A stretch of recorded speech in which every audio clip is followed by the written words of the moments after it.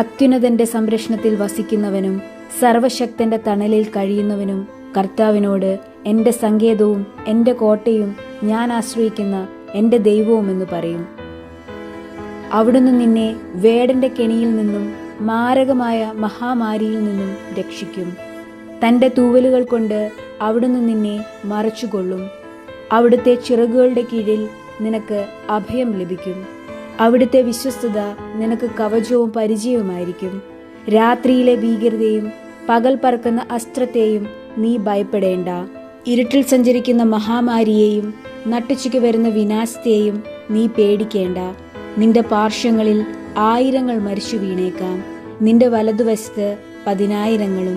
എങ്കിലും നിനക്കൊരനർത്ഥവും സംഭവിക്കുകയില്ല. ദുഷ്ടരുടെ പ്രതിഫലം നിന്റെ കണ്ണുകൾ കൊണ്ട് തന്നെ നീ കാണും. നീ കർത്താവിൽ ആശ്രയിച്ചു, അത്യുന്നതനിൽ നീ വാസമുറപ്പിച്ചു.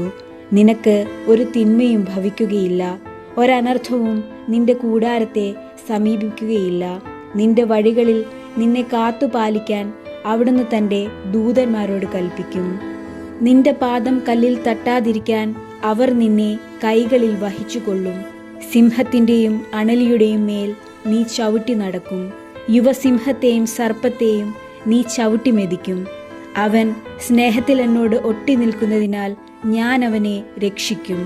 അവൻ എൻ്റെ നാമം അറിയുന്നതുകൊണ്ട് ഞാൻ അവനെ സംരക്ഷിക്കും. അവൻ എന്നെ വിളിച്ചപേക്ഷിക്കുമ്പോൾ ഞാൻ ഉത്തരമരുളും. അവൻ്റെ കഷ്ടതയിൽ ഞാൻ അവനോട് ചേർന്ന് നിൽക്കും. ഞാൻ അവനെ മോചിപ്പിക്കുകയും മഹത്വപ്പെടുത്തുകയും ചെയ്യും. ദീർഘായുസ് നൽകി ഞാൻ അവനെ സംതൃപ്തനാക്കും. എൻ്റെ രക്ഷ ഞാൻ അവന് കാണിച്ചു കൊടുക്കും.